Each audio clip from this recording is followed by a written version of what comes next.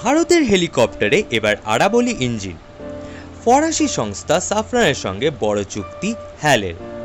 ৩,৫০০ থেকে ৪,০০০ horse power ক্ষমতার এই ইঞ্জিন ব্যবহার করা হবে ভারতের ভবিষ্যতের ১৩ টনের মাল্টিরোল হেলিকপ্টারে।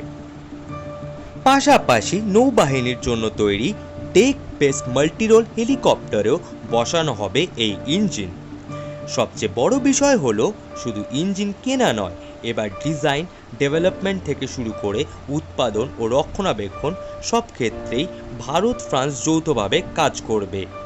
এই প্রকল্পের জন্য হ্যাল এবং সাফরান মিলে তৈরি করেছে সাফ হ্যাল হেলিকপ্টার ইঞ্জিনস নামে যৌথ একটি সংস্থা। এই আরাবলি ইঞ্জিন কি ভারতের হেলিকপ্টার প্রযুক্তিতে নতুন যুগের সূচনা করবে? আপনার কি মনে হয়? নিজের মতামত জানাতে পারেন কমেন্ট বক্সে, এবং ভিডিওটি ভালো লেগে থাকলে লাইক এবং শেয়ার করবেন। আর প্রতিরক্ষা সংক্রান্ত এমনই আরও আপডেট পেতে প্লিজ আমার চ্যানেলটি সাবস্ক্রাইব করবেন। ধন্যবাদ।